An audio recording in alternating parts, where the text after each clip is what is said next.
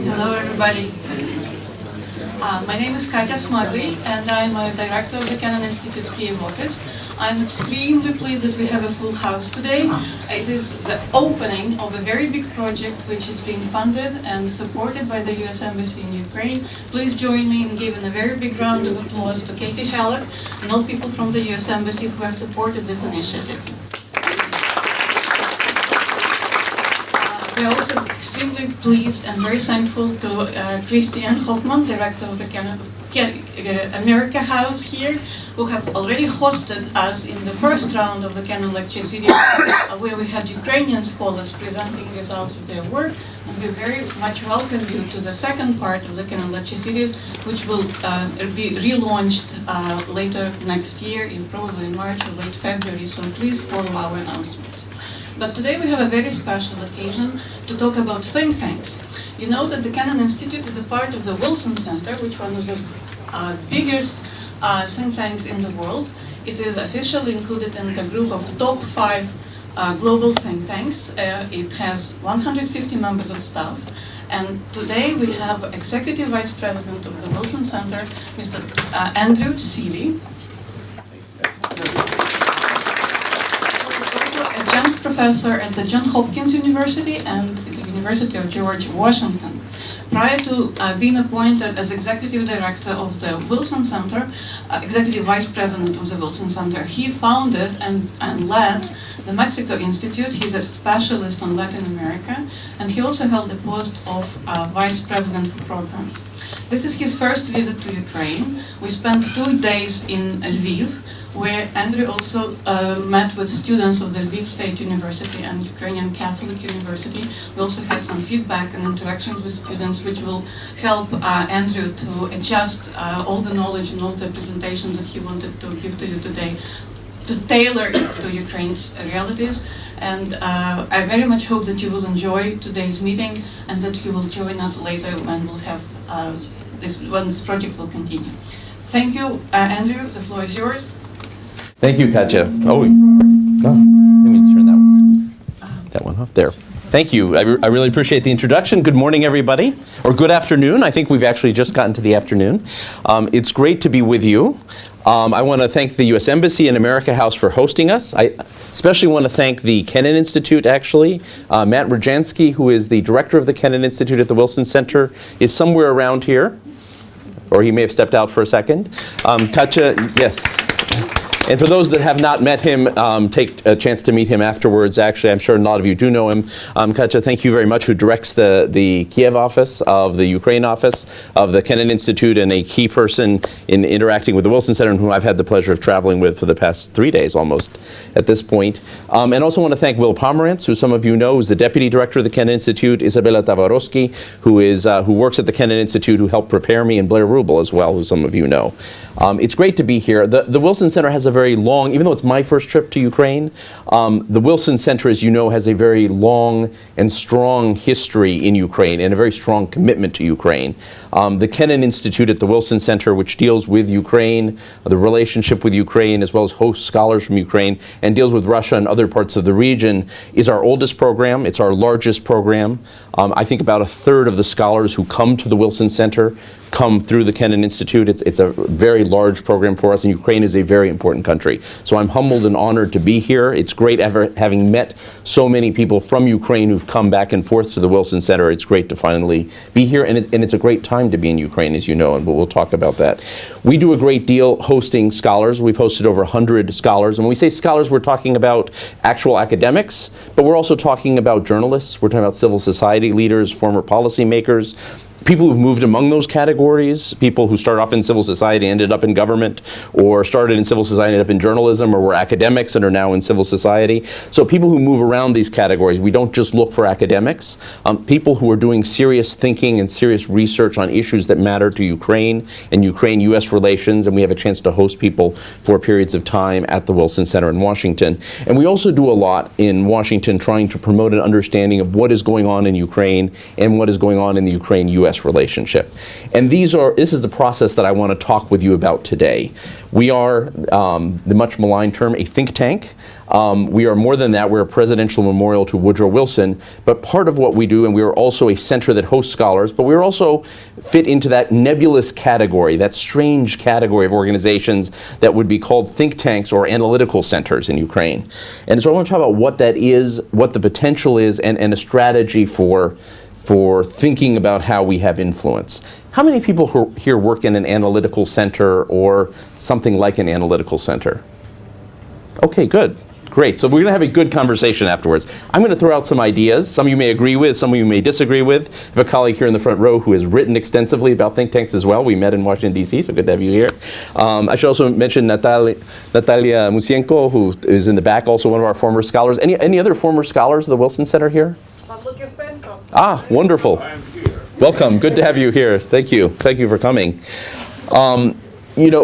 Let me start off by saying that there is no question that ideas matter for politics and policy decisions. It's not all just about interests and influence. And if anyone here is a political scientist, you know that a lot of the literature on political science, particularly what has come out of the United States and Northern Europe, talks about politics as a question of interests and conflict. There's no question that that is true, but it's also about ideas. And ideas matter enormously. And in Ukraine, I think you know that even more than we know it in the United States.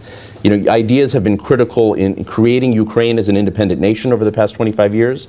They've been critical at a key inflection point over the past 2 years as people have struggled to make it a more democratic society. It's not all been about interest. It's been about new ideas that push agendas forward and that create a sense of the kind of country we want to live in. We do this in the United States as well. We have major inflection points. I mean, it is a great part of what we do day to day. We have not had the same dramatic inflection points recently, but it is our labor day to day. How do you constantly try and think about the kind of country you want? And in the case of the Wilson Center, where we look at international policy, the kind of relationships that we want around the world and the kind of engagement on major global issues that will shape how we all live in the future. One of the challenges, however, is building institutions within civil society that can analyze and even develop new ideas on a permanent basis. Ideas play a very visible role at moments of change, but they often get downplayed between those moments of change. So building institutions that can do this day in and day out, analytical centers, think tanks, NGOs that use quality research, is a crucial challenge.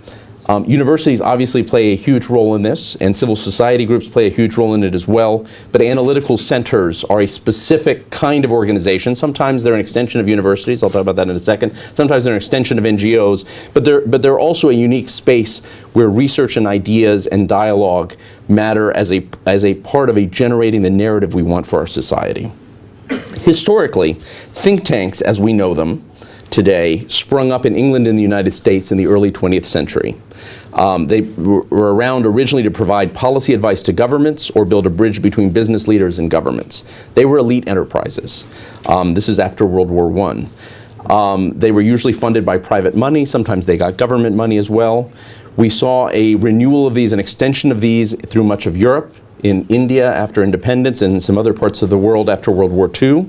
And these were primarily, how do you improve government's functioning?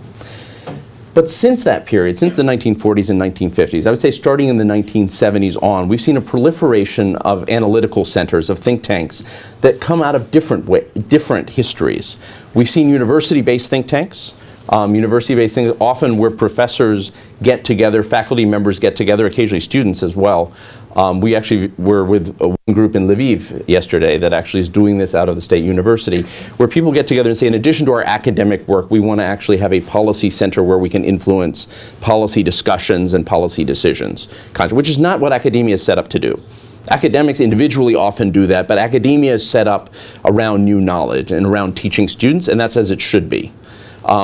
But sometimes professors get together, or universities decide to have a center within them that will do the policy side. The Belfer Center at Harvard University, for example, or the Baker Institute in Houston in the United States, are good at Rice University, are good examples of this on the US side. But you can find them around the world. There's another stream of think tanks that emerge, often tied to political parties. And if any of you have spent time in Germany, you know the Germans are the experts at this, right? Every political party has its think tank. It is well funded. The government puts money into it. It is part of generating ideas. They do a lot of work in solidarity around the world. But this is something we have them in the United States as well. They're not officially party organizations. The Heritage Foundation is essentially the think tank of the Republican Party, and the Center for American Progress, which is newer, it's from the mid-2000s, is essentially the think tank of the Democratic Party. Now, they won't call themselves that, but they are. And there are a couple smaller ones as well that function that way for specific arms of the political parties. I actually think that's good. I get a question a lot is, what do we think about those political think tanks that are only pushing their agenda? And I always say, it's a good thing. And it's a good thing because we want politicians to be smart. We want politicians to use ideas. We want politicians to think deeply about things and not just react to circumstances. I would love it if they would go to the Wilson Center every time that they wanted information, but they're much more likely to go to a think tank that belongs to their political party. And so I actually think it's very healthy. Political think tanks don't always do the best research, true. But they often borrow from the rest of us. They often borrow from universities. They become at least a center of ideas. So I'm actually a supporter of political think tanks. I've never belonged to one. I probably will never will. But I actually find them to be a positive development. And that we can thank the Germans. There's also increasingly think tanks, analytical centers, as in much of Ukraine, that have grown out of civil society. Right? And this, I think, is the newest trend. This has been going on for a while, but I think if you looked at think tanks created in recent years that are really doing fascinating work, many of them have grown out of NGOs, have grown out of civil society, out of the need to have idea generation within organizations that are trying to make change in their country. And this is around the world. And I think this is a tendency that we're going to see more of. Think tanks often have very specific purposes. Sometimes they are working on something. Increasingly, we're seeing think tanks that are working on education, or they're working on migration, or they're working on transparency issues. Sometimes we're seeing analytical centers that are trying to have a broad agenda around several different things. But I think we're going to see more analytical organizations coming out of civil society and more that have specific agendas where they gather expertise around an area that they know something about and where they think change needs to happen. Education, healthcare, migration, foreign policy, so on and so forth. And I should say older think tanks, older analytical centers like the Wilson Center, like Brookings. Brookings is really the oldest US one, Chatham House, the oldest British. The Carnegie Endowment is another very old one in the United States. Council on Foreign Relations. We're newer, we're 1968, but we even fall into that category of being, the older analytical centers are sort of big organizations in capital cities or major cities, in the case of New York. They have a building. They have staff, they have a budget, they look very formal and serious. It's a good thing. I'm not going to say anything against that because I work for one of those organizations. But I think the trend is for think tanks and analytical centers, and I'll talk about this a little more in a minute, to become much more smaller, agile, virtual sometimes, to use in a technology-based economy to be able to have people dispersed in different places, to be able not to print long books or long reports, but to be able to deliver them electronically. They may still do reports and books, but to deliver them in new ways, to use new forms of social media. I think we're in an era where analytical centers are not just for people who can go out and raise $1 million and hire a staff and rent or buy a building. We're usually going to see analytical centers being things that are driven by people's creative initiatives and use the ability that we have in a technological society, in a much more horizontal and technological society, to generate ideas and to deliver them to key audiences in new ways. We'll come back to that because it's a key point. Historically, too, I would say think tanks saw government as their primary audience. We were primarily about, I would say this is true of the Wilson Center when we were created, we were between government and academia, but certainly government was our audience. Certainly for Brookings and Carnegie and the Council on Foreign Relations and Chatham House, when they were created, it was about giving ideas to government. How do you make government better? Increasingly, I think think tanks, analytical centers are not just about getting information to government. Government is not the only, and sometimes not even the principal audience. Quite often it is about shaping narratives in the larger society, shaping ideas in the larger society. And this is as it should be in a democracy. right? Because our democracies are becoming more horizontal for better or worse. They don't always seem that way, but they are. Which is to say that ultimately it's about shaping the narrative, shaping the ideas that are in the public space, and forcing policymakers to respond. So rather than going to the policymaker and saying, I want you to do this, and they may or may not choose to do it, it is shaping the discussion that's going on around the policymakers and ultimately forcing them to shift their ideas to where the public discussion goes, to which they are at least partially accountable. I'll talk more about that in a bit.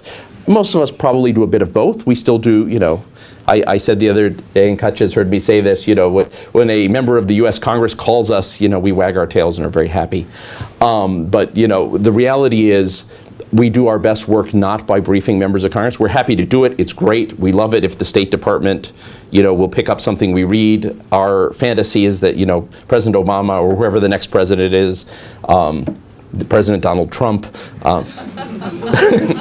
scared anybody? Whoever our next president is sitting in the Oval Office reading our latest policy report and then says, Secretary of State, Secretary of Defense, come here. I've just read this great report and I want you to do X, Y, and Z because they told me so. That's our dream, right? That's our dream. Or the Secretary of the United Nations or, Secretary General of the United Nations. Rarely does that happen. It does happen, actually, but rarely does it happen. And when it does happen, you can't predict it. What we do probably best most of the time is shaping the larger conversation. Shaping the conversation in which policy is made, shaping the frames of reference in which policy is made, and through that shaping the terrain on which decisions are made. And sometimes it's coming up with ideas about how things can be done better that can be picked up, but rarely, once in a long while it's an enlightened policymaker that says, great idea, let me pick it up and run with it. Quite often there is a larger process of bringing other stakeholders, including the general public, into the conversation. I'm going to talk a little bit about creating, maintaining, sustaining, funding, thinking creatively about analytical centers. I am not a specialist on think tanks, even though I'm talking about the history of think tanks as though I know something. I don't. I've learned a little bit along the way, but I actually, a few years ago, decided to try and understand what it is I was doing with my life. Since I've been working at the Woodrow Wilson Center for a few years and decided, actually started for an article interviewing colleagues about how they thought they had impact. And the question was, in the terrain of ideas, how do we actually have impact? What is it that we do that's value added that makes a difference? If we were to drop out tomorrow, what would be lost for society? And so by the time I was done, I'd interviewed about 40 people. And what had started off as a small article, I actually have the article. There was an article written that was never published. You know how this is. So there is an article out there. I actually turned it into a book instead. Fortunately, it's a short book. It's a mercifully short book. Everyone always tells me the best thing about the book is that it's short. I don't know what that means, but that's what they tell me. It's a short book, but it was meant to be a business book about think tanks because there wasn't one. It was meant to be a strategy guide on how we can approach thinking about our work in the terrain of ideas. It is intended specifically for think tanks or analytical centers, but some of what's in here, my original ambitious idea was also for university professors that were interested in ideas, NGOs that didn't consider themselves think tanks, but sometimes dabbled in even businesses, even government think tanks, because they're government think tanks. Congressional Research Service, for example, in the United States, or policy planning in the US State Department. I narrowed it down, and I was originally going to do the world too, by the way, so I narrowed it down to 40 interviews of US think tanks. Hopefully the lessons are useful for people that are in analytical centers, even though outside the United States, and hopefully they're also useful for people who are simply interested in the question of how ideas have an impact, because you don't have to be at a think tank to be doing that. Many people do that from whether you're in government, whether you're in civil society, whether you're in academia, there are many ways to use ideas to have impact. So let me tell you a little bit what I learned from talking to people. Which is what we call scholarship, I guess. You talk to a bunch of people and write it down, right? It's good. Read a few things. This is entirely about the United States. I did go back, and fortunately, because I wrote this, I've been invited to talk to people in a few different countries, and so I will add in a few examples from other parts of the world. Regrettably, not Ukraine, but I've spent a little bit of time in India and Latin America and Europe talking with people in organizations. So I'll add in a little bit. I've modified some ideas thanks to that contact that goes a little beyond the U.S. point of view. What I learned first and foremost is that there are really 5 sets of questions that we ask ourselves, and I'll run through each of the 5, and I'll give you some possible answers that came from talking to people. But we all seem to ask ourselves the same 5 questions in different ways. Now we ask them, sometimes you can divide them and make them 10 questions, you can make them 4 questions, but it seemed to naturally fall out into these 5 after talking to a lot. And literally this was going back to my notes, looking at this, and one day I realized these same 5 questions kept coming out. So let me do the first one is an obvious one. What is your purpose and your principal goals? Purpose and goals seems like an obvious thing, but it's something that we don't always come back to. Purpose is something aspirational. Purpose is the larger reason why we exist as an organization. Knowing that matters. Goals is actually complicated.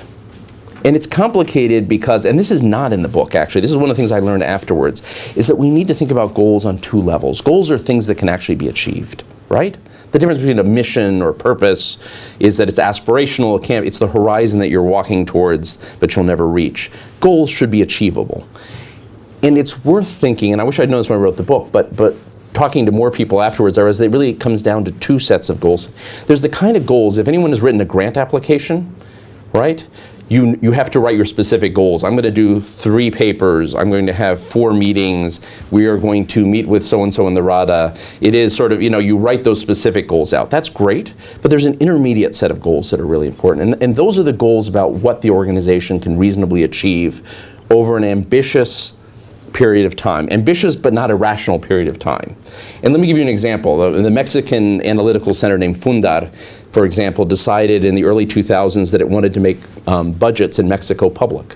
They were somewhat public, but no one could understand them, right? I mean, there was a law that said the budgets had to be public, but so what the Mexican Congress did was put a bunch of information on their page which no one could digest. Said what we need to do is actually begin to take this information and make it accessible to people so journalists can write about it, so people who need the information, if you're in a farm workers group and you need information on the agricultural budget, you can use this. If you are worried about the concerns of the poor, you can use this information. If you care about public security and police, you can actually see what sort of money is being destined and how it's being used. Say, that's actually ambitious, but it's doable, right? And it took them about 3 or 4 years to do it in a way that they were satisfied with. That's an ambitious but doable goal. So thinking of something between the aspirational, and their aspiration, by the way, is making government more transparent and accountable. That will never happen, by the way. I mean, more, yes, will happen, but government will always have some opacity and there will always be some problems of accountability. Great horizon to walk towards, you'll never achieve it. Doing 3 reports doesn't tell you much. The achievable goal was how do you actually take the information that's out there and make it usable for people so that public budgets, this is the national public budget, is truly transparent. That they could achieve. Took them 3 or 4 years. It was doable. And then they moved on to other things, beginning to then look at state budgets, looking at local budgets. They began to look at how you could do the budgets better, how you do the process better, what social spending should look like. So they moved on to other things. But choosing a goal that was achievable, ambitious, but achievable, it's not something you could do in 6 months, was key to this. And I think successful organizations quite often are very focused on that kind of goal setting. They not only know what their purpose is, but they also know what's the achievable thing that they can do over the next 2, 3, 4 years. And they can look back and see how close they got, if they were able to do it or they weren't able to do it. So having something practical that's a goal. Second question we ask about is, what do you do that's unique? What do we do? And organizations all have different repertoires.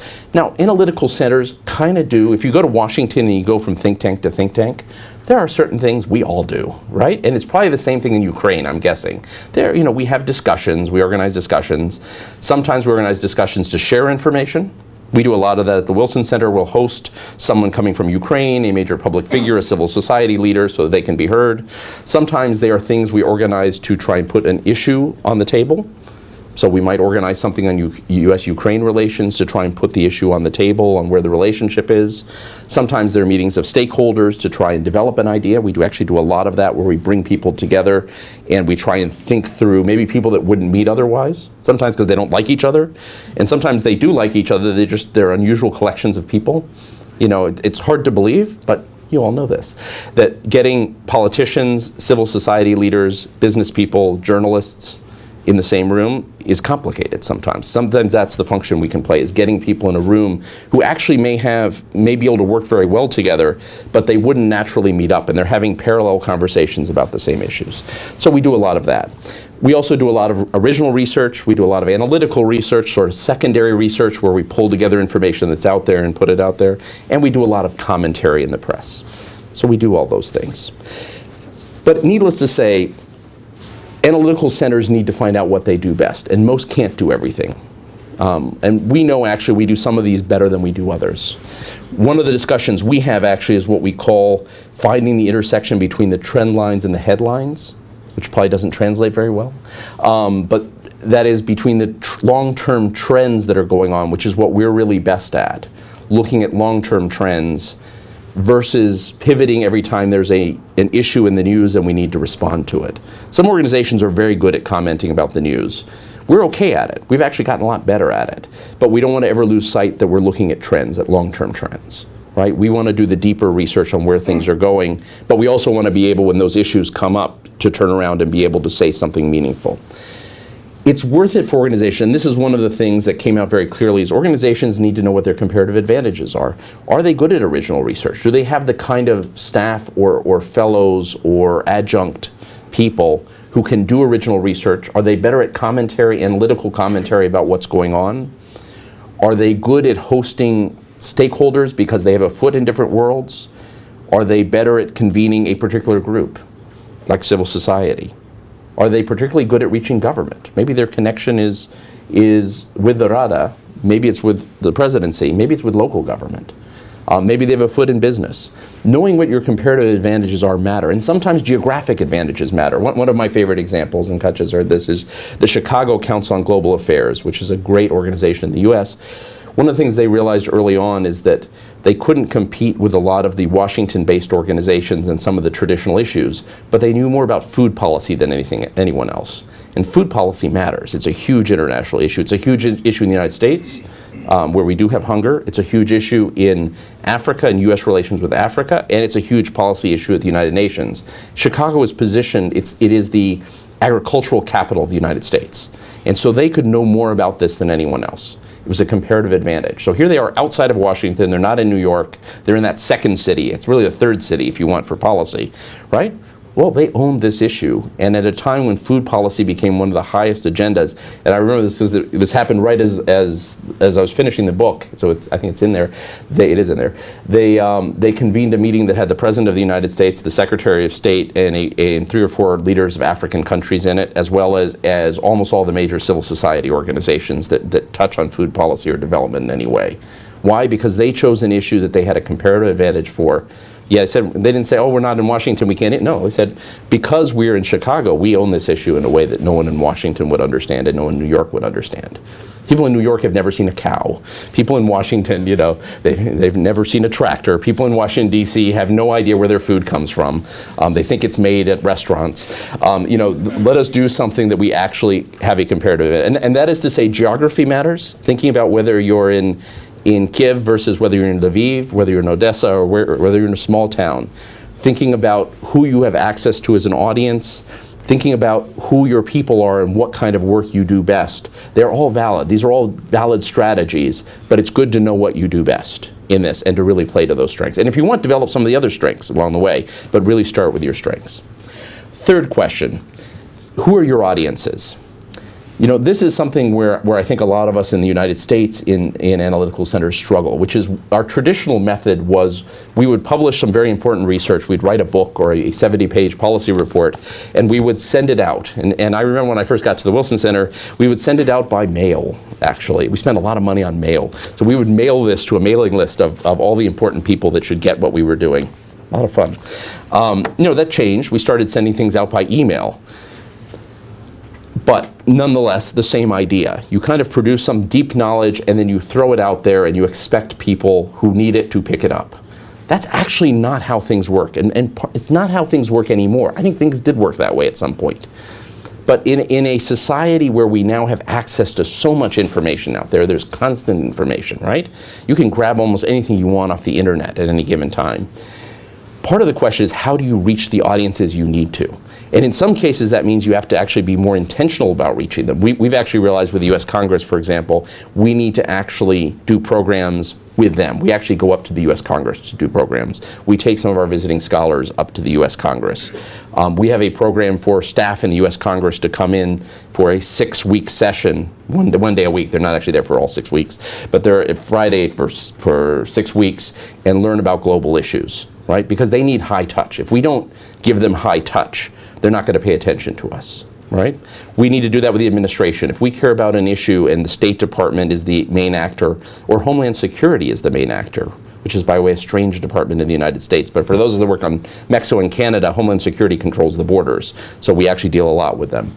Or the Defense Department, or Health and Human Services. We need to go out and find the people now because they're overwhelmed with information. So we've actually got to make sure we touch them. We call them, we send them a personal email, we go visit them, right? And at the same time, I mean, ironically, there's a lot of things we can do that are light touch because of the way media has evolved. So social media, putting things on Facebook, putting things on Twitter, dividing things up in multiple ways. So taking a 70-page report or a book and writing 4 or 5 different articles about it that touch on different pieces of it and reach different audiences, right? So putting it in journals that people, I wrote something the other day that I wanted Republicans to read in the United States. Not Donald Trump necessarily, but I wanted Republican members of Congress to read because it was an issue where the debate was really more among Republicans than among Democrats. And so what did we do? Did we try and get it in the New York Times? No. The New York Times is seen as a liberal newspaper. It's great to get things in the New York Times. It feels fun. But that was not actually useful. We went to a conservative journal online because we have a relationship with a number of the conservative as well as the liberal journals, as well as the more neutral ones. And we actually put it in one of the conservative. Why? Because we were trying to reach a specific audience. And we knew where they would read this, actually, and where the staffers would read it. So thinking of those audiences and how you reach them, we actually have increasingly moved from thinking that our audiences are elites to thinking that our audiences are the general public as well, and that we have a responsibility not just to have a conversation in Washington. One of the things that Matt Rajansky has done with the Kennan Institute and Will and Katya and others is actually deliberately take the discussion of Ukraine and Russia outside of Washington. And they do it intentionally by planning, I believe it's 10 events a year. It's not just whoever calls, but actually thinking, where are the 10 cities we want to go to have this conversation? And let's go find the people that care deeply about these issues, and let's go have a conversation, and let's take our scholars on the road, let's take our experts on the road. And we're fortunate to have a lot of scholars who come in and out, so we have good people that can do this at any given time. So thinking broadly about how we use new technologies, there's I have to mention a group from Bangalore, India called Fields of View, which is a group made up of mostly young people. There's one older guy, I mean older in his 50s, not really older, but everyone else is in their 20s and early 30s. Fields of View that does games. They're a think tank that does games. They're an analytical center. So they develop games. Bangalore is the city that's exploded. It's the innovation city, the computer hub in India. So they do games on how they manage the city, interactive games that you can go on the computer and play. So they have ones on policing. They have some on infrastructure, where roads should be built or how to deal with traffic issues. They have games on garbage collection. Right? I mean, these aren't necessarily sexy topics, right? These aren't necessarily exciting topics, but these are the topics that people live with day to day in the city, and they make it fun because they made it into an interactive game. And so you get average citizens to go on their computer, particularly younger citizens, to go on the computer and play with what should be the policy choices here. We did this on the federal budget. One of my colleagues invented something called Budget Hero, where you can actually go on, and it's actually down, but we're about to put it up. In March, it'll be up again, so you can look for it at the end of March. Budget, you can go in and play the US budget. And the question, we have a huge debate in the United States, how do you balance the US budget? It turns out not very easily. So, everyone goes in, you get conservatives who go in and think that what you do is you cut spending, and you get liberals who go in and they think is you raise taxes, right? And it turns out neither of those actually help you alone will help you actually balance the US budget. You actually need to do combinations of things, and you need to make really tough choices. We got 2 million people to play this. Okay, I can actually claim no credit for this whatsoever. The great thing, though, about organizations, you get to claim credit for things that your colleagues do. But this was a fantastic idea that Dave Rajeski, my colleague, had, and worked with a number of other people inside and outside the organization to make this happen. 2 million people played this game to think through the choices you have to make to balance the United States budget. Doing games is fantastic. We do a lot of short videos as well. We've increasingly gotten into videos that back up so instead of writing just a book, I'm not sure I could do a video on think tanks, to be honest, but on things we've done, for example, on water and energy. We have a big program where we look at water energy choices. You know, how do you both have access to natural resources but also get the energy we need? And there are a lot of trade-offs there. We do a lot of policy reports, we do a lot of meetings, we talk to the White House, we talk to the Environmental Protection Agency, we talk to counterparts in India and China, where we do a lot of our work around this. But we also actually started making a series of short films. And so those short films have gotten picked up on public television, they've gotten picked up at film festivals. They're accessible to people who might never read a policy report. So thinking through how we use technology to our advantage to reach different audiences in different ways is crucial. The fourth question, what resources do you need? That's the question we all worry about, by the way. In any organization, we are probably worrying about that in some way, and certainly in think tanks. Even large organizations struggle with this in some ways. There are 4 types of resources. The first one is not money, but it's actually people. Thinking through who produces intellectual capital, right? And then who supports that, because frankly, I'm a believer that who is your back office, the people that help you with human resources, with your financial management, with managing your building if you're lucky enough to have a building.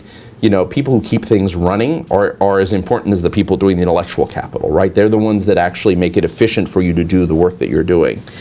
But think who the intellectual capital is. The traditional model is that you have a lot of money, if you're Brookings or Carnegie, or historically even the Wilson Center, you have money and you hire staff and then they sit in their desks and they do research. Increasingly, that is not only not sustainable, but it's not the most efficient way to work. And so the question becomes, how do you use human capital in new, in creative ways? Now, for us, one of the questions has been, we're fortunate because we have so many scholars who come to the Wilson Center. We have about 150 a year. One of the things for us has been learning how to use our alumni networks much better. We've had 4,500 people come to the Wilson Center. So, when we try and do a publication, no longer does it have to be those of us that work at the Wilson Center, right? We actually go back to the people that have a relationship with us. And increasingly, we've found people we have intense relationships who've never been at the center, that we've actually made what we call global fellows, people who are part of our intellectual production, even though they're not on staff, they're not paid, but they want an outlet in Washington, and we want their knowledge and their analytical ability, and it's a great partnership. So for us, that's been a great network. But some of the most creative think tanks out there, analytical centers I've seen around the world, are actually not all people sitting in the same place. If anyone's run into Bruegel in Belgium, Bruegel is sort of this European think tank on economic issues, one of the more interesting organizations I've seen. Most of their staff is not actually in Belgium. Okay, it's coordinated out of Belgium. They have their human resources office. They're not actually that big. They're about 25 people that do the intellectual production, but I think 10 of them are in Belgium, 10 or 12. The remainder are scattered around the world. Why? Because you no longer need to be in the same place to produce knowledge, right? And a lot of the most creative and agile organizations that are developing now they're not necessarily a group of people sitting under the same roof. Quite often, it's helpful to have a home place where people work, but it's not always necessary, and it certainly shouldn't be limiting, right? So part of the idea is, how do you get the best people you can involved with you? And there are cases where you can get the best people without having to hire an entire full salary. Because quite often academics and journalists and writers and former policymakers and people that are retired, people that are starting their career, would love to be engaged with the work that we're doing, right? They would love to have an outlet for things that they're writing, and they're writing about things that we would love to be able to publish. And it's a great partnership. So sometimes we do have contracting relationships, if we're in a position to do that, where we can pay people for specific studies. But sometimes, frankly, people come to us and say, I'm working on a book on this. I think there's 2 or 3 policy reports in here. And we're in a position to say, look, you have a relationship with the Wilson Center, you're here as a scholar. We're actually in a position to figure out how we can put some of this out. We would love to have this product in the Wilson Center name as well. So thinking creatively about human capital. And I think this has lowered the barrier to entry. Think tanks, if you went back 50 or 60 years, were all these monoliths in buildings with staff and budgets. Increasingly, 3 people or 5 people with an idea and a passion and a desire to really engage on ideas can create an analytical center and make it work by thinking creatively about how they use people and how they use research. Money, of course, does matter. Money matters a great deal. We can talk more about that if you want, because that really is contextual and depends on the organization and the country. I would say one of the things, a few principles we try and follow, one is not being dependent on any source of income. We try and diversify income. We try and be as transparent as we can about income. We actually, if you go to the Wilson Center, the main page, you can find all of our donors, how much they gave us. It's a range, but it's a pretty close range, and what it was used for. We decided that we would rather, I mean, some people may not like that we get money from ExxonMobil, and we do get money. We don't get very much, but we get some money from ExxonMobil. But if we get it, I'd rather tell you it, right? I mean, I'd rather that you know it than that you be that there be rumors around who do we get money from, right? You may not like all of our donors. That's okay, right? You know, and I told the story to a group the other day. I had a journalist who called me and said, I just learned that you got money from such and such a place. So this is a story. I said, yeah, but it's on our webpage. Yeah, it's been up there. I mean, you know, in fact, you want to know about any of our other donors? Go to, here's the, you know, it is on the front of our webpage. If you have to go into the About section, but it says About Support. And you got the table of everyone that's given us money in the past 2 years. So that's not a story. I mean, feel free to write the story. I'm not going to tell you how to do your job, but at least admit, if you write the story, that you know, we put this information out there. So being transparent, I think, is actually a key part of this, of also our credibility. I'll come to credibility in a second. And finally, there's some ways of raising money, I mean, that are actually income generating. And two examples of this. These are sort of the maximum cases. This is not something that's easy to duplicate. But there are a couple think tanks, Getulio Vargas in Brazil and Terry in India, which actually run their own universities that make money that allow them to do their think tank work. You know, so they actually have a private university. But there are others. Brookings, actually, one of our good friends and colleagues down the road, runs executive courses for government officials. The government pays them to run courses on the issues they work on anyway. They have in-house experts. They know things. The U.S. government wants to train its senior executives. They're in fact required to do so by law. And so you have an easy marriage, right? It's consistent with the missions of the Brookings Institution to train people, but it's an added source of income that then allows them to subsidize some of the issues they want to work on, for which there might not be money available. So thinking creatively about income generation is often something, and for us that's been a new area we've moved into. The American Enterprise Institute, which is a conservative think tank down the road from us as well, does an annual seminar for which it charges money and makes income. You know, and this is for their high-end donors. They don't pretend it's open to everyone. It's not the usual stuff they do. It's open to the public. It's their high-end activity, but it allows them to make money that subsidizes other things they do. There are times that you can sometimes be consistent with your mission and yet do this. Two more resources, reputation and partnerships. One of the greatest partnerships I have been in is for about 10 years now with a group called the Migration Policy Institute. Fabulous think tank in Washington, D.C., small think tank. And when they started, they wanted credibility. And the Wilson Center had a name and credibility. And we really weren't immigration experts. We cared a lot about immigration. We wanted to work on immigration, but we really didn't have the staff that had the depth of knowledge. 10 years later, we've worked on 3 or 4 different projects together because it turned out to be a great relationship. We have not had to hire immigration people because we frankly work with them and we refer people to them. And they continue to look to us as a partner that gives them some prestige and opens some doors. Looking at ways of finding partnerships out there that multiply your audiences, multiply your resources is often helpful. And finally, reputation. One of the reasons why we put our donors up on the website is that our reputation matters more than anything else, right? We want people to say we're credible, that we don't have secrets out there. The more we build reputation by doing credible work, by getting some examples where that work has an impact, and by being transparent, that is our biggest resource. Because the reason someone will pick up a piece of work by an organization is because they think there's something credible they need to read.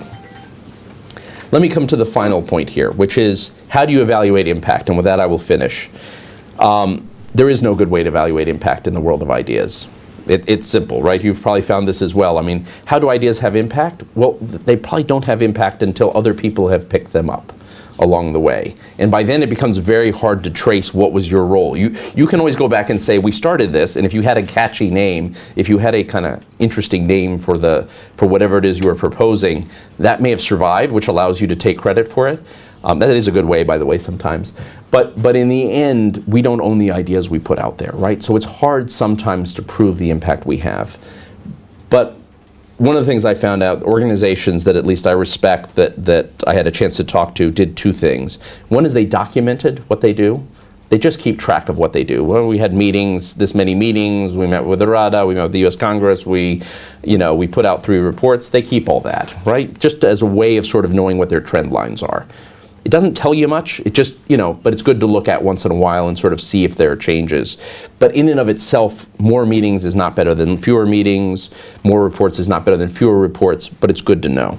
The second thing they do is they stop periodically, at least once a year, and look at what the goals they set were. If you set those practical goals, what it was you wanted to achieve, then you can actually look back and see if you're moving closer. If you didn't set those goals, it's really hard. But if you did set those goals, you can actually see, are we getting closer in the case of Fundar? Are we getting closer to actually making the budget more transparent?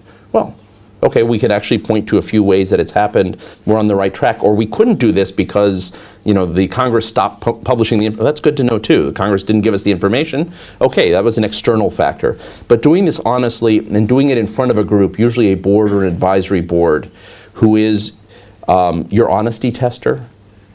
You make a case to them about where you think your impact is, and they actually can tell you whether they believe you or not, is actually a really good thing to do. It's a very good exercise in honesty and self-awareness, and is probably as close as we get to having impact. Let me just finish by saying that venturing into influencing the course of events through ideas is not easy, and there are, frankly, no easy recipes for success.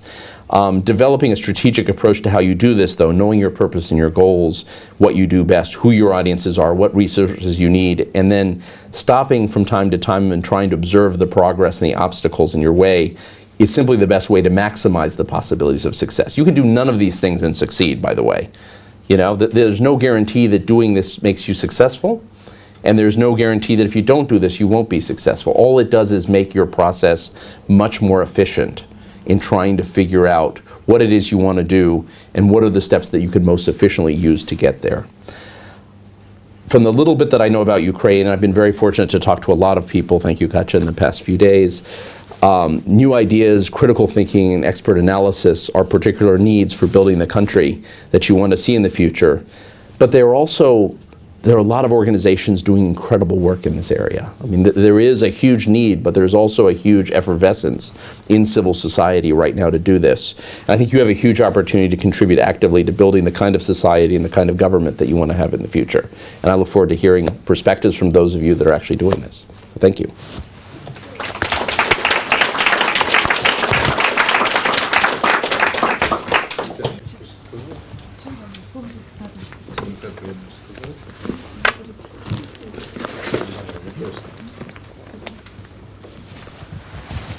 Before we jump into questions, and thank you very much, Andrew, for this excellent presentation. Let me also introduce you to Dr. Matt Rajansky, who is director of the Kennan Institute in Washington, D.C. Matt is the one who advises not only the U.S. government, but also the U.S. Congress and the Senate on the issues of the U.S.-Ukraine, U.S.-Russia relations. And actually, a week ago, he was praised at the big staff meeting in Washington, D.C. for providing strategic advice to 30 members of the U.S. Senate. I've actually never heard of anyone presenting to 32 senators, and anyone who's not a politician or former politician presenting to 32 senators at a time. That's a third of the U.S. Senate. That doesn't happen. So.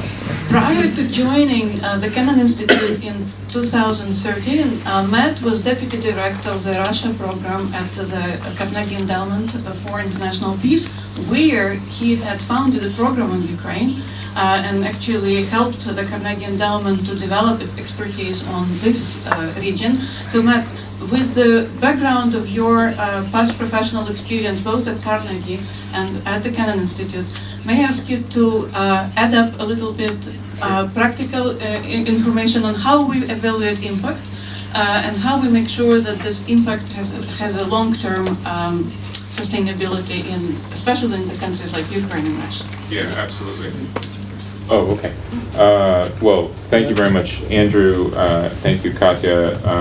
This is a good opportunity for me just to say a little bit about how I think about and how we specifically at Kennan within the Wilson Center think about our activities in this part of the world, probably the most relevant to you guys.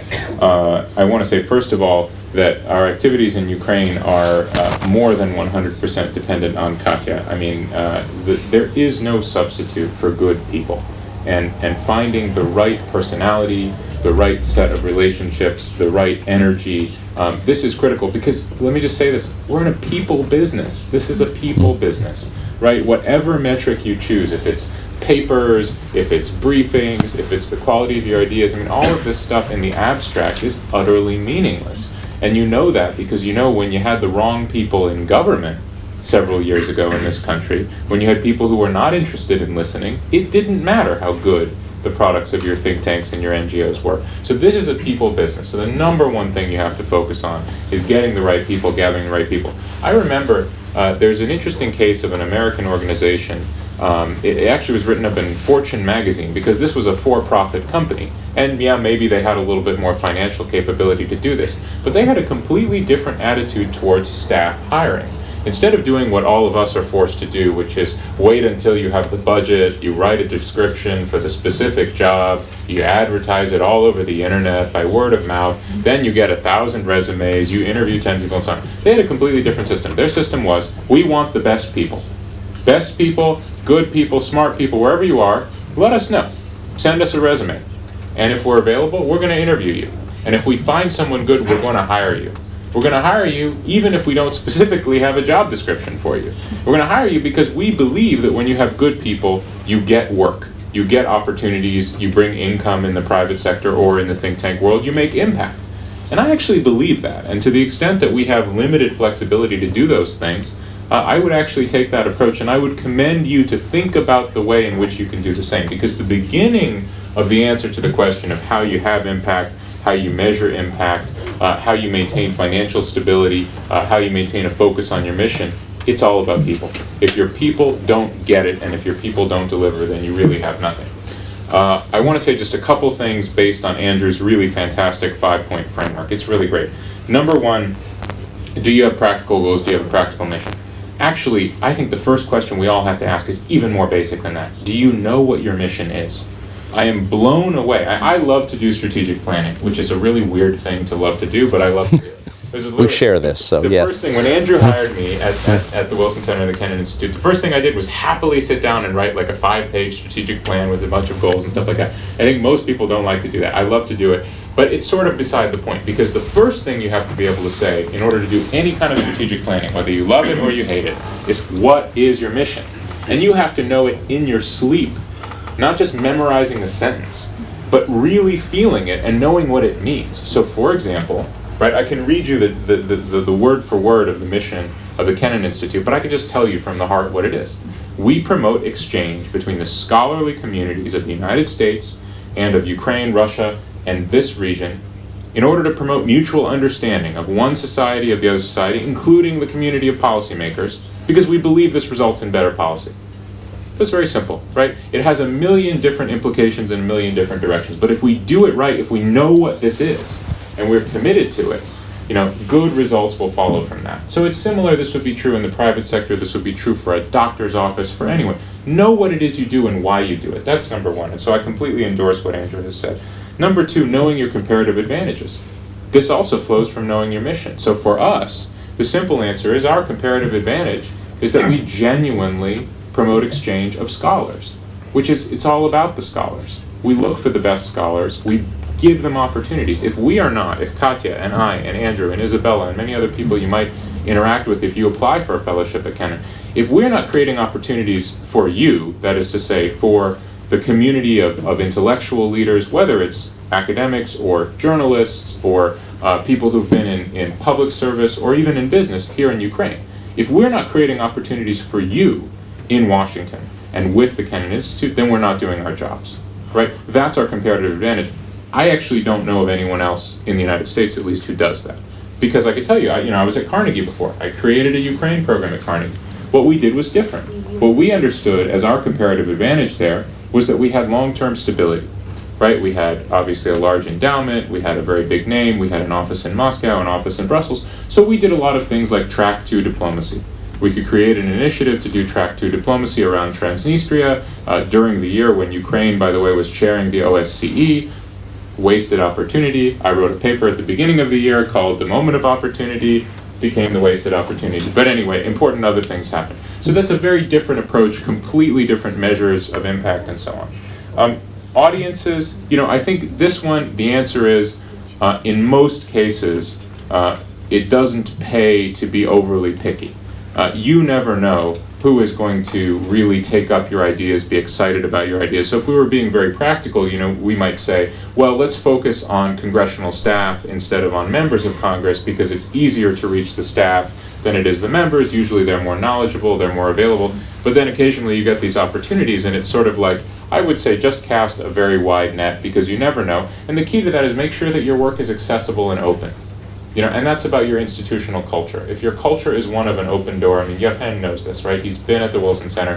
He can walk in and chat with Andrew. He's the number 2 guy in the Wilson Center. If you have an open door culture, you never know what opportunities are going to come through. On resources, this is a really great framework. Yeah, everyone always starts from financial resources, but I hope I've been clear. Talent, right? The human resource is the most important. The way I think about financial resources, though, I think about it as part of strategic planning. You have to have enough resources that you have resiliency. That is to say, if you are living so close to the razor's edge that when one tiny detail of one project changes, your entire existence is threatened, then you won't be effective because you'll never be able to take risks. But on the other hand, you want to be in a position where you can jump on opportunities. And this is very tricky for a lot of institutions because once you've achieved some level of comfort, and I think that a lot of Ukrainian institutions are getting there now, where they're getting some funding, they're getting some notice and so on, there's a temptation to say, look, this is what we do. This is the lane in which we work. At the same time, I think you have to be flexible enough to jump on opportunities when they come. And the last thing I'll say is about impact. I think impact can come in many different directions. I think it's almost never measured quantitatively, although there are some limited instances where it's valid to do that.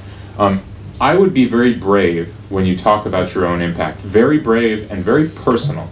When you talk to funders in particular, or other stakeholders, people in the general public, members of the RADA, who, we've been very lucky through Katya and others to have great working relationships with them. Be brave in talking about impact. Don't just cater to what you think they want to hear. Explain to them how you understand impact. So if they are preoccupied with the notion that impact is how many reports you produce and how many unique views you get on the website and how many thumbs up, likes on Facebook and blah, blah, blah, explain to them why that's not true. Or maybe it is true for you. But don't just cater to what you think the funder, the partner, the donor, whatever wants to hear. Talk about what impact means to you because it's going to be different in almost every case. So for me, for example, this is like the 10th time I've said it, I'm obsessed with people. I think impact is people. Because when I know, for example, a policymaker in the United States, I know what they think when they think about what to do about an issue. They don't think about what paper they want to pull off their shelf or article they want to go to on the internet. They think, who's the person I want sitting on the other side of my desk for 20 minutes while we both have a coffee and we talk about what I'm going to go say on the Senate floor, 10 minutes, 20 minutes from now, right? So that's about people, making sure that you have those people in your network, that you're bringing those people as scholars, and that's the way that we operate, for example. But there are other kinds of impacts, so be honest about it, be passionate about it, and now I've sucked up all your time, so I'm going to stop talking and let you ask Andrew some questions. Oh, we can both answer, actually. Hang out here. Yeah. So are there questions, comments, and yeah?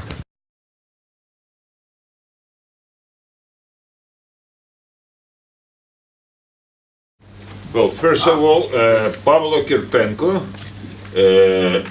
Fulbright Scholar 2004, 2005, Institute of International Relations, Kyiv, Taras Shevchenko University. Well, thank you for brilliant presentations, and I would like just to ask, to raise a very simple question, at the same time not very simple.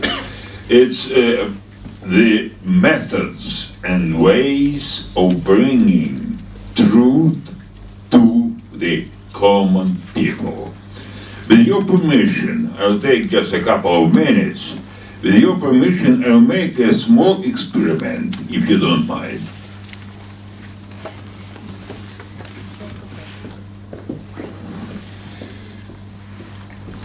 Just, I'll show you something.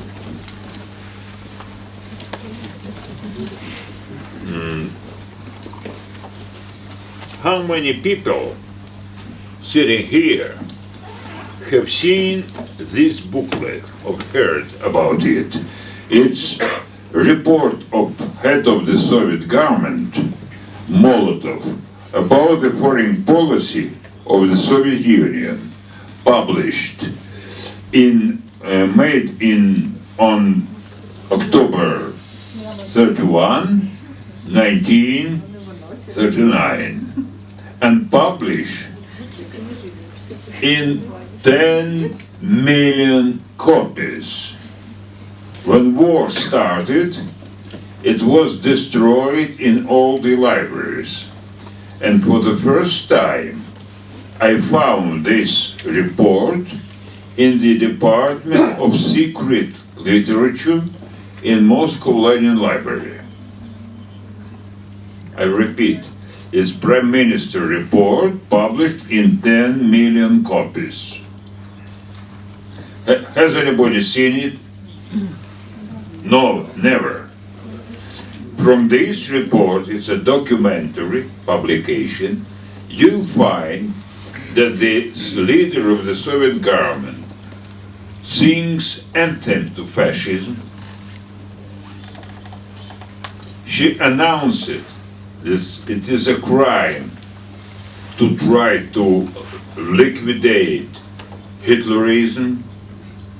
From here you will know that the Soviet Union, together with Germany, started the Second World War. From this report you will know that the Soviet Union considered that Poland hasn't right to exist at all as a state. I believe that such information, the role of the United States, the assistance of the United States in the winning, in the victory, is unknown to wide public. How much and what was delivered to the USSR, how many tanks, aircraft, etc., etc., etc. There are many examples of this sort. When research results of the research, the truth is conveyed to the public. For example, the former president announced that murder of Gangadze was the matter of the hands of people from Central Intelligence Agency. The American ambassador mocked at this, but wide public knows nothing about this. These are the remarks I wanted to make. Maybe I have taken much time. I apologize. Thank you for your attention. Let me just thank you, Professor. That's actually great remarks. And let me just say to that very simply, I mean, I think one of the functions, the most important functions that we all do is actually maintaining a flow of ideas, right? Maintaining a flow of public ideas, not just ideas, but public ideas. And the important thing about public ideas is, one, that they are ideas, but two, they are public, right? It is part of creating the public sphere where ideas are interchanged, where people can test arguments against each other, but where it also becomes very hard to hide the truth, right? Because people have an opportunity to put out what's going on, and they have an opportunity to put out alternate perspectives on what's going on as well. I would only add to that, specifically in our work, as I think you know very well, we have had an awful lot of historians who have done work as Kennan Institute Fellows, as Fulbright Fellows, as Starovoytova Fellows, and other kind of fellows. And sometimes we get criticism for that because, well, why is it policy relevant, right? If you're doing historical research about Crimea in the 1950s. Well, 2 years ago it became really obvious why that's policy relevant. Why is it policy relevant if you're doing ethnographic research about national identity in the Donbass region? Again, not obvious at all until suddenly it became absolutely inescapably important. So it's not to say that we're engaging in a kind of gambling where we're seeking people doing abstruse, strange topics in the hopes that the world may someday go in this direction. It's the idea that mutual understanding is something very fluid, that it requires an awareness of things that are not always in the public eye. And that's the point of scholarship and kind of deep research rather than, what I think Andrew referred to as sort of following the headlines, which that's actually, I think, the biggest problem. That's like a disease, I think, that a lot of sort of dominant think tanks get into because it's very satisfying to be in the media limelight. I mean, it feels cool to be on television. But eventually you kind of run out of steam when all you do is jump willy-nilly after the latest headline. You don't have a lot of substance left to say, and I think it's one of the great opportunities that we have is to always go back. We're forced by our fellowship competitions. We are forced to go back to the field, to deep research. So your question is a great example of that. Will this become policy relevant? Is it already? Probably yes. And that's the point. Yeah, again. Yes, here. As an expert on think tanks. Yes. Thank you very much for referring to me like 6 times during your presentation. I immediately feel like the 5th important person in this one. My question is about the shaping the debate. You mentioned that you never have an influence like immediately after publishing a report, but rather you publish, you shape the discussion. Is there a structured way to do this rather than publish as many articles as you can, giving as many interviews as you can? So what's the structured way to shape the debate? What's the proper way?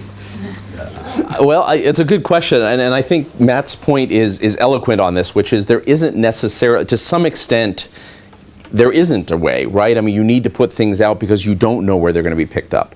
That said, you can maximize opportunities, right? If you know who are the key people that care about this, have decision-making power on it, obviously it's helpful. You want to make sure they know, right? If you know this is in the bailiwick of the State Department and 2 committees in the U.S. Congress or in the Rada, you want to actually make sure you get to them. If you know there is an NGO working on this issue that could use your information, and actually advocate around it and pick it up and do something active with it, you want them to know. So there are ways of maximizing. If you know it matters in a particular region, right? I mean, I've done things actually that matter not in Washington, but they matter in other places in the United States. Then you've got to have a strategy to make sure people there actually can use you've got to go there to begin with, but you've also got to make sure people who are stakeholders have the information. So I think there's an intentional part of knowing who your audiences are for everything you do, and there's a serendipity part. There's a part that's left to chance, that's left to opportunity, where you don't often know who's going to pick this up. So you've got to both be open to that larger conversation. You don't want to close what you do just to the people you think would be interested, but you want to make sure the people that you know would be interested get it. You don't want to ignore them, and at the same time you want to put it out to a larger public because someone out there may really need this and you don't know who they are yet. Yeah, I would agree with and underscore all of that, and I would say, having spent time with us in Washington, you're probably familiar with the following dilemma, which is, as Americans, we like to solve problems. Yes. We like to identify a problem and check the box and move on. And unfortunately, when it comes to reaching... It's a cultural flaw, actually, yes. Yeah. I mean, it works when the problems are like bricks in a wall, and you build the wall, okay, fine. We're very good at that. That's not how people work, and that's not how societies work. And so reaching audiences, being relevant and so on, it's a living problem. It's constantly changing. So too many institutions of which I've been a part have said, okay, staff meeting, here are the problems to solve this week. Problem number 1 is reaching our audience. And it's like, okay, so we can make a list of the 1,000 people we need to email right now this week, but they won't be the same 1,000 people 1 month from now or 6 months from now. And email maybe won't be the tool 1 month now or 6 months from now. Maybe it will be a social network. Maybe it will be personal meetings, something different, right? The problem is almost anything you do becomes stale over time when it comes to people. And so a lot of institutions, you see this problem. They have an innovative, fabulous new newsletter. They do the same newsletter forever. And eventually people stop reading it because it gets stale. So the answer is, most good answers I think are usually the sort of, it's a hard problem, it's constantly moving, but that's the case. And I would say the other thing is don't leave things behind permanently, which is some of our best opportunities to have influence come from things we did before. This is, to the historian in you will appreciate this, that many things that seem abstract at one point suddenly come back. We invited someone to the Wilson Center who's an expert on migration to Europe. Actually, recently he's been doing this for years. We didn't really think he was going to have very much to do. He happens to be broad on other things. We thought he was going to help us actually working on Central American migration. He knows a little bit about that. Maybe some migration trends around the world. He's one of our scholars this year. Who knew, actually, that all the research he's done in his 40-year career, this is the moment right now where people are trying to make decisions. I mean, he's looked particularly Middle East to Europe flows, Middle East to US flows. This is the moment where people needed advice on this, right? So his life's work, which has been important all along, suddenly has something to hang it on. We constantly run into that. What's important is not the report that we're doing right now. It's important to do it. We're going to keep doing it. But what's suddenly in the news is the report we did 2 years ago, right? Or it's a book that we wrote 5 years ago. Right? But the fact that we stuck with it and we took it seriously and we have not stopped looking at this issue means we actually have something to say that's meaningful. So, and someone was here, yes. Hello, welcome to Ukraine. Thank you, great to be here. I'm Nikolai Varbiyov, I'm a Ukrainian journalist and I spent a lot of time in Washington, D.C. And we also had a joint event in January at the Kennan Institute about Ukraine. So it was great actually, and thanks guys, everything you are doing for our country and for keeping the topic up. So I have two short questions. The first is about, as you probably know, we don't have traditions and the culture of think tanks here in Ukraine. So when it comes about these think tanks, it's either controlled by the government or it's just private, some private funding, some from politicians, or if you go to politicians and trying to advise them something, they just don't care because a lot of decisions, they are not from this think tanks, but they are very political. And how to fix it, how to do this, how to develop the culture of the think tanks, including the fundraising and all these things. And another short question, I'm focusing on the situation, what's going on in DC right now, so maybe you can share your updates about Ukraine because it has shifted to Syria and other problems. So from here, how we can make just to keep the topic up, Ukraine, or on the US radars? Thank you very much. Can you start? Okay. Kolya, thank you very much for what you've done when you've given presentations. I think the beginning of the answer to the second question is already what you do and what we've done with you and with others who are in this room. And that is simply to continue to educate people. You cannot, maybe this gets to your first question too. I think one of the misconceptions, we were just sort of debating this point with Katya, about reforming a place like Ukraine, but let's just say any post-authoritarian, post-communist society, is that there's some system by which you can cram change down people's throats. That doesn't work. It never works anywhere. It doesn't work here. It doesn't work in America. It doesn't work in Western Europe. It doesn't work in the developing, much poorer parts of the world. And similarly, you can't cram a moral value or the relevance of an issue, the importance of Ukraine, for example, you can't cram it down Americans' throats, whether that's policymakers or ordinary people. And I think one of the dangers of sort of sinking to the level of the sort of Russian propaganda fight and so on is to operate on that same principle.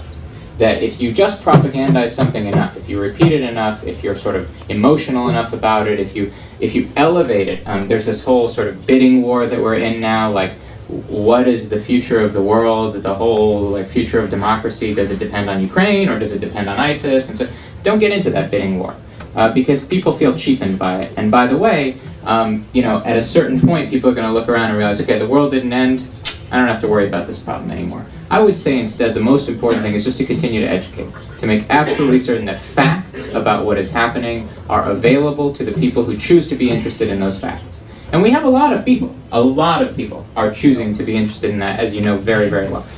Everyone agrees to meet with you when you come to Washington, within reason, right? Everyone is open to having the meetings. I think that's pretty unusual. That's not true of everyone coming from everywhere. No, those of us who it's not true in most places. Yeah. Those of us who work with international delegations, we know this. So there's a great moment of opportunity. Andrew's called it a window of opportunity.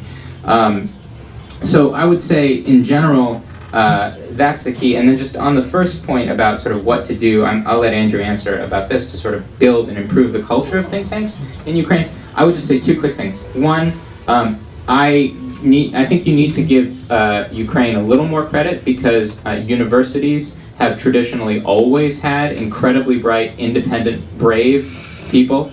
They just haven't sort of called themselves think tanks, but they've been doing substantively a lot of the same things that we in think tanks have done. They just have done them in institutes, vuzy. And NGOs. Yeah, exactly. And NGOs, particularly recently. And second, I think that a lot of the reforms that are being looked for more broadly in Ukrainian society are exactly the same kinds of managerial thinking that are needed in the think tank sector. In other words, the two things are not separate. You can't create a successful think tank sector and the whole rest of society is a mess. Yeah. Let me, I've got a mic here apparently. Yes, I can sort of speak. My voice is loud. No, I actually have a mic here.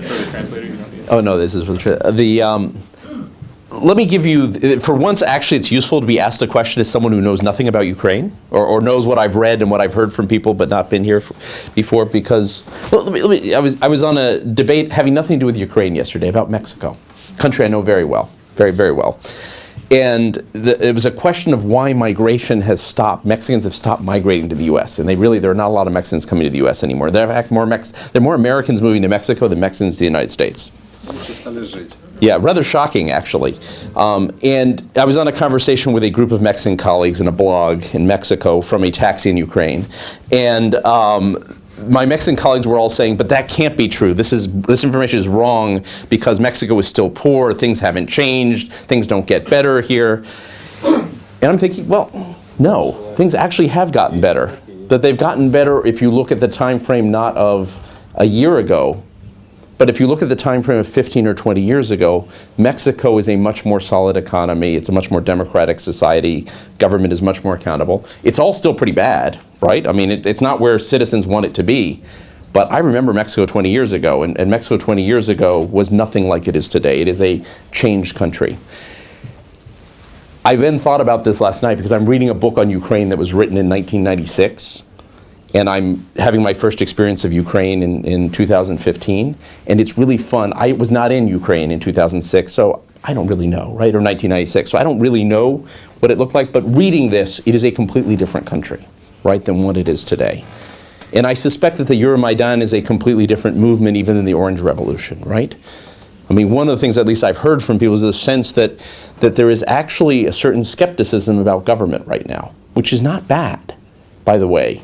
The idea that leaders are not going to come out of the woodworks and fix things is a good thing, actually, because they don't, right? I mean, the reality is you want to hold leaders accountable. You can't expect them to be virtuous.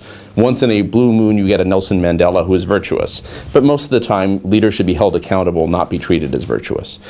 If I were to guess, and I could be wrong, and you all know more than I do, it is agonizing to live day to day with a government that is not fully accountable, an economy that does not live up to its potential, a series of challenges that are frustrating to see that don't get fixed in an efficient or effective way, and politicians that say one thing and then don't do it.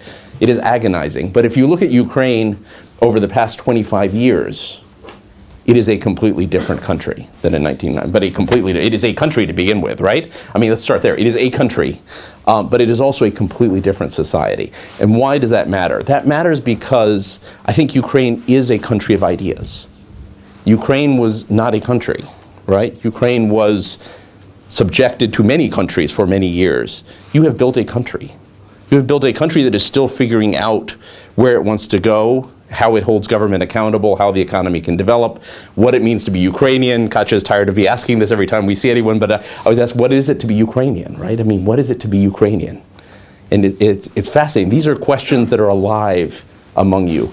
Sometimes I wish that in the United States we asked ourselves those questions, right? I don't think we are as conscious about some of the things that you're conscious about. Why does that matter? There may not be a strong network of think tanks, analytical centers that are independent, that have strong structures and strong funding and so on, although I think that's developing.